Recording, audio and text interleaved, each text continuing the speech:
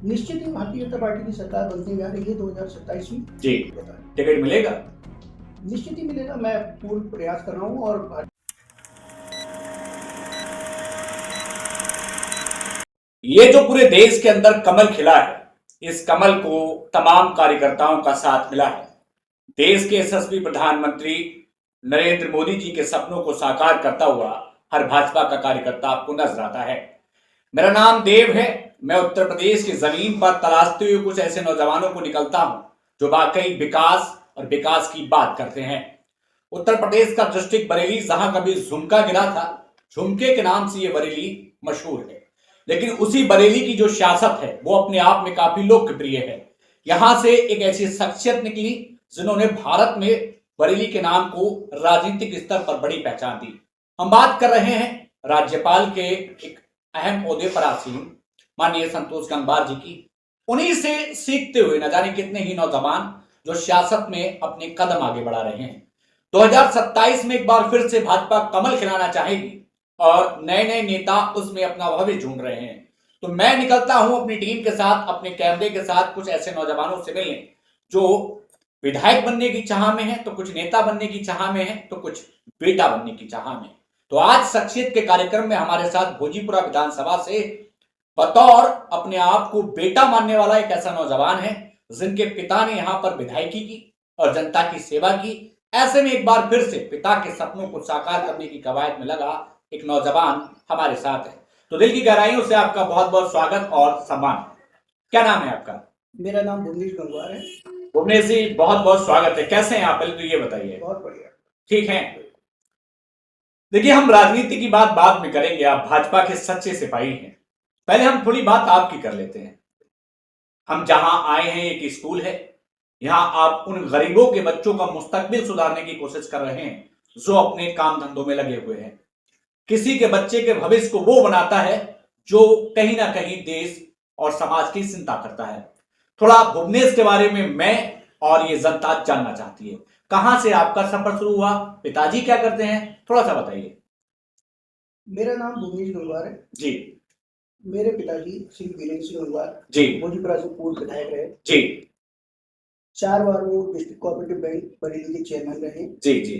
मूलतः मैं नवाबगंज तहसील का अहमदाबाद ग्राम का निवासी हूँ। अहमदाबाद अपने आप में बहुत मशहूर गांव है। तमाम राजनीतिक लोग वहां से निकले हैं। जी। अहमदाबाद से मेरे पिताजी वीरेंद्र सिंह गंगवार जी।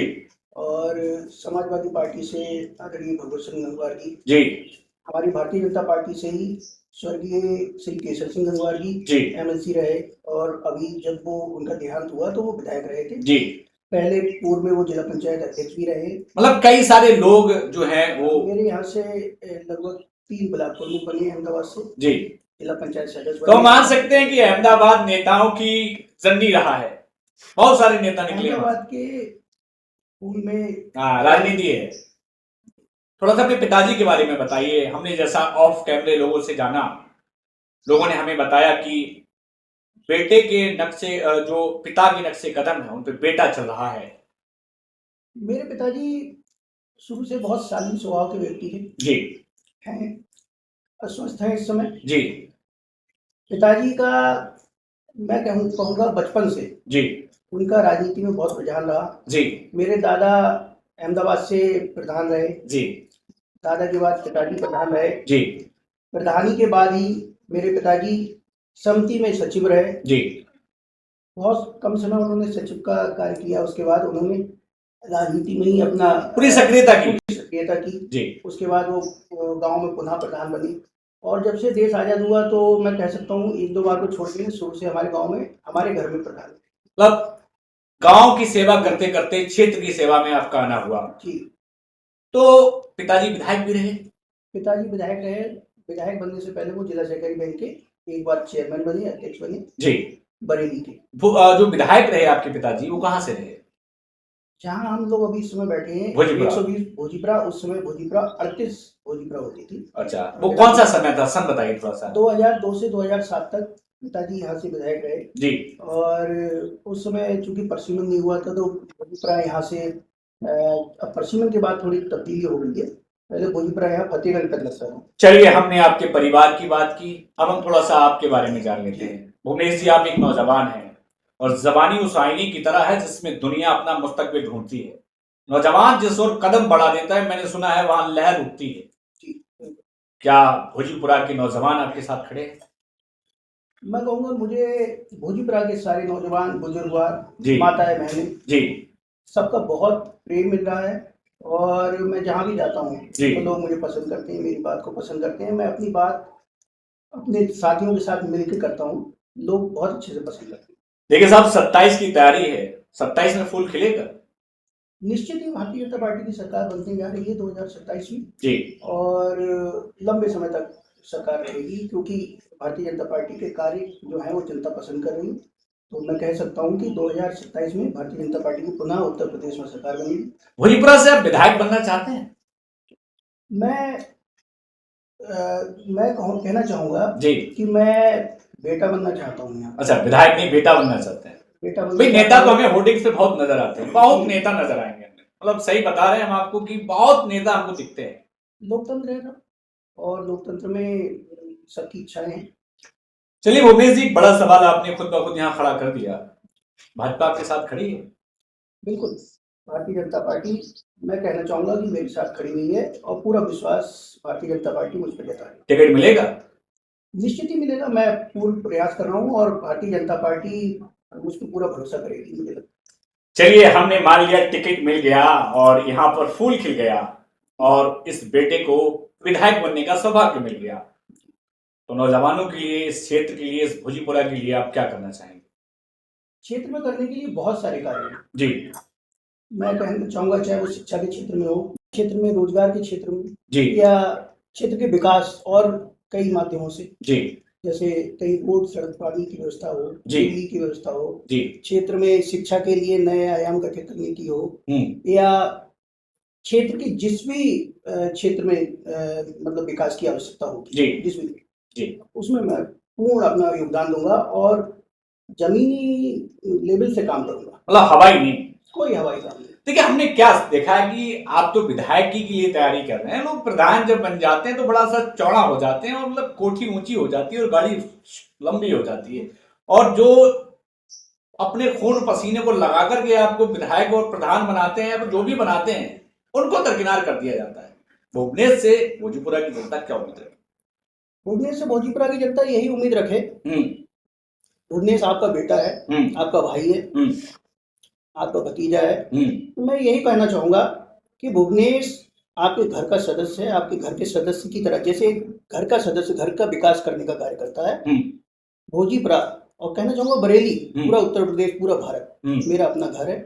और अगर आप मुझ पर भरोसा करेंगे तो मैं दिल से लग के कार्य करूंगा। मैं कोई दिखावे वाला व्यक्ति नहीं हूँ। जितने लोग मुझसे परिचित हैं वो भली बात ही जानते हैं, जमीन से जुड़ के काम करने वाला व्यक्ति हूँ। और जैसा आपने कहा कि लोग प्रधान बन जाते हैं या किसी पद पे आ जाते हैं जी, तो उसके बाद वो उड़ने लगते हैं, तो मेरा कोई ऐसा सोच नहीं है। मेरा राजनीति में आने का उद्देश्य कोई लालच नहीं, कोई लालच नहीं। मैं आपको कहना चाहूंगा जी, मेरे फादर विधायक रहे, लेकिन लोग मुझे जितना जानते हैं, सबको पता है, मैंने कभी भी इस रुतबे का कभी यूज नहीं किया कि मैं विधायक का बेटा हूँ। लोग मुझ पे आज भी, कुछ साथी मेरे से कहते हैं, कुछ जो नहीं जानते हैं कि अरे बहुत सिंपल बन के रहते हो, 2 बंदूक वाले लेके चलो, गाड़ी लेके चलो, 4 गाड़ियों से चलो। मुझे बहुत सादा, सिंपल, सादगी से रहना, और मेरा जितना बजट है मैं उससे राजनीति में जो भी मेरा होता है करता हूँ। मेरा ये कोई उद्देश्य नहीं है। मैं राजनीति को व्यवसाय की तरह नहीं देखता, ये राजनीति व्यवसाय नहीं है। भुवनेश भाई, हम एक बड़े सवाल की ओर लेकर के आते हैं। मम्मी अपने बच्चे को पढ़ने भेजती है, पिता खेत पर काम करने चला जाता है, या पिता दिल्ली या मुंबई काम कर रहा होता है, लेकिन जब वो लौटता है तो अपने बच्चे के चेहरे की ओर देख करके सोचता है कि काश कोई ऐसा होता मेरे बच्चे को कुछ सही राह दिखा देता, जिसके घर में काम है, उसके घर में चैन, खुशी और आराम है। अगर आप यहाँ से विधायक बनते हैं तो रोजगार केवल कागजों पर नहीं होगा, क्या वाकई लोगों के हाथों में होगा? रोजगार की मैं अगर आप बात करूं, पहले तो मैं इसकी शुरुआत करता हूं शिक्षा से। जी, मैंने ये देखा है भोजपुरा विधानसभा जी आज भी शिक्षा के क्षेत्र में बहुत पिछड़ी हुई है जी। रोजगार के क्षेत्र में तो उससे भी ज्यादा पिछड़ी हुई है। हमारे यहाँ पर अगर भोजीपुरा विधानसभा की मैं बात करूं तो खुद भी भोजीपुरा में एक इंडस्ट्रियल एरिया है जी, वो ठप पड़ा हुआ है। उसे डेवलप करेंगे, उसको डेवलप करने में पूरा जोर लगा दूंगा। सीवीगंज का परसाखेड़ा का जो एरिया है जी, वो भी कुछ एक फैक्ट्री अच्छी चल रही है, बाकी सब ठप पड़ी। वहाँ काम करने की आवश्यकता है और बहुत जोर से काम करने की आवश्यकता है, दिखावा करने की आवश्यकता है। अगर आपने वहां काम कर दिया तो मैं दावे के साथ कहता हूं कि आप निश्चित ही जनता के चहेते हो जाएंगे, क्योंकि काम जिस हाथ में होता है वहां सब कुछ बदल जाता है। मैं राजनीति में दिखावा करने नहीं आया जी, काम करूंगा और काम देखेगा। नहीं, हमने देखो अभी तो हम आपसे नहीं कहेंगे, लेकिन जब विधायक बन जाते हैं तो होटल लग जाता है और समर्थक इधर उधर गाड़ियां, वो सब होता है। मुझे अच्छा लगा आपके साथ कि आप सादगी से रहना चाहते हैं, लेकिन एक बड़ा सवाल हम आपसे जरूर करेंगे जो बेहद अहम सवाल है। बिल्कुल, हमने सुना है विधायक जी अगर एक बार विधायक बन गए तो कई पुश्ते सेट हो जाती हैं। ऐसा आज के समय में सोच है और लोग जिसकी जैसी सोच है, मैं नहीं कह सकता, मेरी अपनी सोच राजनीति में पैसे को, पद प्रतिष्ठा को लेकर नहीं जी, सेवा को लेकर है। सेवा करना चाहता हूँ और मैं अब भी कर रहा हूँ जितना मेरे लेवल पे भी और मुझसे पॉसिबल हो रहा है मैं कर रहा हूँ। आप शिक्षा में जुड़े हुए हैं और लोगों को शिक्षा देने का काम करते हैं और जमीन पे जुड़ करके काम करते हैं। अगर आप विधायक बनते हैं तो शिक्षा में और क्या तब्दीलियां करोगे? शिक्षा के क्षेत्र में अगर भोजीपुरा विधानसभा की बात करते हैं तो बहुत पिछड़ा हुआ है। हमने देखा है कि और विधानसभाओं, बरेली जिले की अगर बात करते हैं तो आज हमारी बरेली में ही बहुत डॉक्टर, इंजीनियर और IAS, PCS, पुलिस विभाग में, अन्य विभागों में या प्राइवेट अच्छी जॉबों में लोग जा रहे हैं, लेकिन भोजीपुरा इस मामले में बहुत पीछे। लाइब्रेरी स्थापित कराएंगे। लाइब्रेरी की मैं आपको बताता हूँ कि भारतीय जनता पार्टी की जो सरकार है उसकी अपनी पॉलिसी भी आने वाली है हर गांव में एक लाइब्रेरी स्थापित करने की जी, और विधानसभा लेवल पे भी हर एरिया में बड़ी लाइब्रेरी की आवश्यकता है, क्योंकि अब चूंकि डिजिटल दौर आ गया है तो लाइब्रेरी हमारा इस फील्ड में बहुत है। और हमारे अभी पास में हमारे एक मिलने वाले भैया है बिल्कुल यहीं पर, उन्होंने लाइब्रेरी की स्थापना प्राइवेट अपने तौर पे की है। हम मान सकते हैं कि आपका जो विजन है वो भोजीपुरा को विकसित भोजीपुरा बनाने का है। 100%, 100%। एक सवाल बनता है, जरूर करेंगे हम आपसे। वैसे इस सवाल से नेताजी बुरा मान जाते हैं, लेकिन आपसे तो हम कर ही सकते हैं। बिल्कुल कर सकते हैं। तो क्या होता है, विधायक जी कमरे में लेटे होते हैं अंदर और कोई गरीब जाता है, दरवाजा खटखटाता है, तो जो बाहर बैठे हुए उनके दो समर्थक होते हैं, विधायक जी लखनऊ में, ऐसा तो नहीं होने वाला। मैंने अपने पिताजी से सीखा है।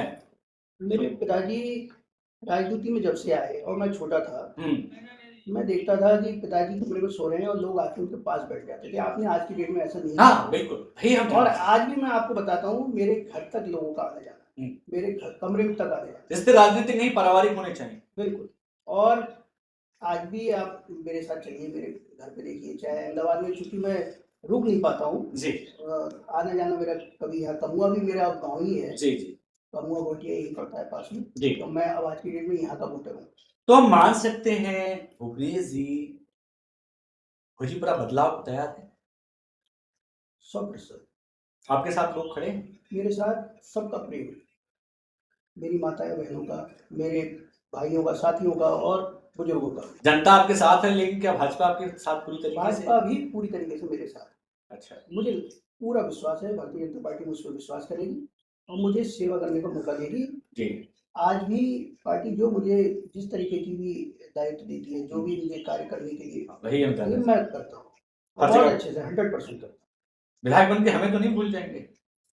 आपको कैसे भूल जाएंगे? आप तो मैं जहाँ तक समझता हूँ, मेरा आज आप पहला इंटरव्यू ले रहे हैं, मैं ये जी, इससे पहले मैंने कभी कोई इंटरव्यू नहीं किया। हालांकि लोकल लेवल पे मेरे साथी बैठते हैं, कुछ पत्रकार महोदय मेरे सब मिलने जुलने वाले, लेकिन नहीं हुआ। लेकिन हम अपनी बात इसलिए कर रहे हैं क्योंकि हम भी भैया जनता है, हम जनता का सवाल कर रहे हैं, जनता को भूल तो नहीं जाएंगे। ये आप मेरे साथी हैं, अगर मैं कहना चाहूँगा तो आप मेरी हम उम्र हैं और मेरे साथी हैं, तो हम लोग साथ मिलकर करेंगे काम।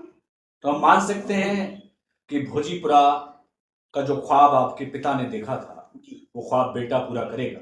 मैं उस ख्वाब को पूरा करने का पूरा जोर लगा रहा हूँ, 100% अपना दे रहा हूँ और आगे भी देता रहूंगा और ख्वाब पूरा करके रहूंगा। भोजीपुरा में विधानसभा में कमल खिलेगा, उन्हें उन्नीस जैसा बेटा एक विधायक मिलेगा। मैं तो कहूँगा उन्हें एक अच्छा बेटा मिलेगा। अच्छा बेटा मिलेगा। अच्छा बेटा। रात के 12 बजे भी जनता आपके दरवाजे पे आती है, पता है? ये घर ही जनता का है। अच्छा। और मैं यही कहना चाहूँगा, क्योंकि मैं बहुत बड़ी बात नहीं कहना चाहता, जो लोग परिचित हैं वो बहुत अच्छे से जानते हैं, और आगे भी ऐसा ही रहेगा, हमेशा ऐसा ही रहेगा। उनके, मेरे घर के द्वार उनके अपने घर की तरफ खुले हुए हैं। जाते जाते ये खास मौका है भोजीपुरा की जनता से, बरेली की जनता से, जी, अहमदाबाद का ये बेटा कुछ कहना चाहता हूँ। मैं बस यही कहना चाहूँगा, भारतीय जनता पार्टी मुझे जो भी कार्य देती है मैं बहुत अच्छे से करता हूँ। तो मेरे सभी साथी और क्षेत्र के जो मेरे बुजुर्गवार नौजवान साथी, माताएं बहनें, सब देखती हैं कि बहुत अच्छे से अपना काम कर रहा हूँ। आप लोग भी मुझ पर भरोसा करेंगे तो आपको कभी भी मुझसे किसी तरीके की कोई शिकायत नहीं होगी। और अगर आपको कभी भी ऐसा लगेगा तो आपको पता है कि मैं उसको सुनने को तैयार हूँ, सुधार करने को हम सब तैयार हैं। उन्हें से एक सवाल हम आपसे जरूर करेंगे। हो सकता है आप लंबी गाड़ी से चलते हो, हम तो भैया मोटरसाइकिल से चलते हैं। जो रास्ते हैं वो बड़े खराब, ठीक कराएंगे 100%। इसीलिए तो विधायक चुनती है जनता, वो क्षेत्र का विकास करे, रोड डलवाए, ये बिजली की व्यवस्था करनी है, बिजली की व्यवस्था। ऐसा ना, विधायक जी तो मखमल की गाड़ी में चले जाते हैं, पर जनता तो टूटी मोटरसाइकिल से घूमती है, तकलीफ तो उसे होती है। अब ये चूंकि मैं भी गाड़ी से चलता हूँ तो इस बात पे मैं आपसे ये कहना चाहूंगा कि जिसकी जैसी मतलब सुविधाएं जिसके पास जैसी होती है, लेकिन रोड ठीक होने चाहिए। लेकिन सोच नहीं बदलनी चाहिए कभी भी। क्षेत्र का विकास अहम मुद्दा है। मैं साइकिल से भी चलने को तैयार हूँ, मोटरसाइकिल से भी, पैदल भी चलता हूँ। तो मुझे इस बात से कोई, हम मान सकते हैं कि जो रास्ते टूटे पड़े हैं वो ठीक होंगे 100%। क्योंकि किसी ने कहा जहां रास्ते अच्छे होते हैं वहां रास्ते अच्छे होते हैं। मैं रास्ता ही नहीं कहूंगा, जो भी जरूरत क्षेत्र की है उसको पूरा करने का काम जनता जिसको चुनती है उसका होता है, उसे करना चाहिए। वो चाहे विधायक हो, जिला पंचायत सदस्य हो, जिला पंचायत अध्यक्ष हो, सांसद हो, जो भी हो, उसे अपना काम बखूबी करना चाहिए। और जो कार्य उससे थोड़ा दूर है, मतलब दूर का मतलब ये है कि मतलब उस बात को पहुंचा सके, उसके लिए कड़ाई से उसका काम करे, उसको अपनी बात को बहुत अच्छे से रखे। उसका हमारे पास माध्यम होता है, जो भी विधायक बनता है उसके पास लखनऊ जाके अपनी बात रखने की ताकत होती है। हम मान सकते हैं कि भोजीपुरा की आवाज लखनऊ तक पहुंचाने का काम आप करेंगे 100%। हमारे साथ जुड़ने के लिए दिल की गहराइयों से आपका बहुत धन्यवाद। बहुत कुछ कहना हो तो कह सकते हैं। मैं बस यही कहूँगा पुनः कि आप लोग मुझ पर भरोसा कर सकते हैं, आपको मुझसे कभी भी कोई शिकायत नहीं होगी। तो कहते हैं कि वो बेटा जिसके घर में राजनीति रही, जिसने जमीन से जुड़ करके काम किया और इस बार भोजीपुरा की तकदीर और तस्वीर बदलने की बात करते हैं। उनका कहना है कि मैं विधायक नहीं, मैं बेटा बनना चाहता हूं, मैं इस क्षेत्र के लिए काम करना चाहता हूं। पिता का ख्वाब बेटा पूरा करेगा और ये वक्त बताएगा क्या भोजीपुरा को इनके जैसा विधायक मिलेगा। और वक्त बड़ी ताकतवर चीज है क्योंकि वक्त तय करता है किसी के भाग्य और किसी के समय को। फिर पहुंचेंगे एक नए प्रत्याशी, एक नए सदस्य और एक नए मेहमान के पास। तब तक